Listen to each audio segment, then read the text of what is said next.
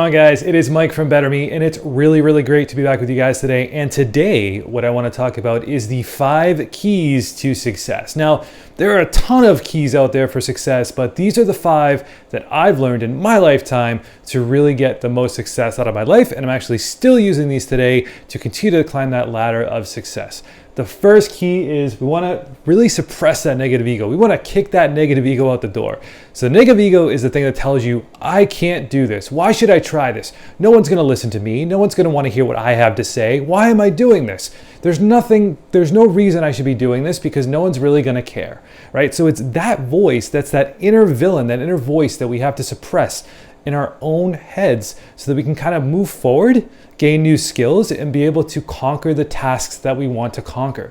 But a lot of times, even before we try to conquer those tasks, we hear this negative voice in our head telling us that we can't do it, that we're gonna fail, that we're not good enough. And that's your negative ego. We have to suppress that negative ego.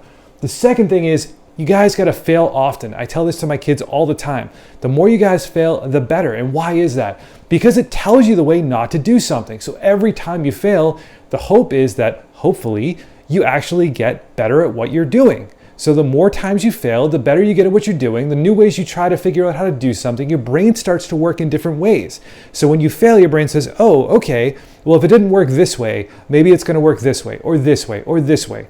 And if it doesn't work, just keep trying until you get it. So you have to embrace failure because failure is definitely the key to success, at least in my experience. The third thing is be rejection proof. So guys, you have to understand how to take rejection in and let it go. You have to take rejection in and let it go because somebody's saying no to you, that's them. They're not necessarily saying no to an opportunity. They're not necessarily saying no to you. It is potentially them that is actually causing the reaction when you ask, oh, do you want to buy something from me? Do you want to learn more about my company? The fact that they're saying no, it could be something in their life that's going on. It could be something going on with them. And so realizing that it's not us, they're not really saying no directly to us, is a really powerful tool to use when we talk about rejection. So we have to be rejection proof, guys. We have to know how to handle rejection at all times. The fourth one is acquiring new skills. So it's so important when we're out there, when we're building our business and when we're trying to succeed, is that we're trying to acquire new skills. So lots of times today, there are a ton of people out there that may have 9-to-5 jobs, they may work for somebody else, and that's fine. But I truly believe that if we want to make the biggest impact in this world, if we want to make the biggest impact on our society, on our families, on our neighbors, on our colleagues, that the best way to do that is to be able to gain more skills. The reason is because we're worth more if we have more skills to the greater population. We can add more value to people if we have more skills, if we just have maybe 1 or 2 skills.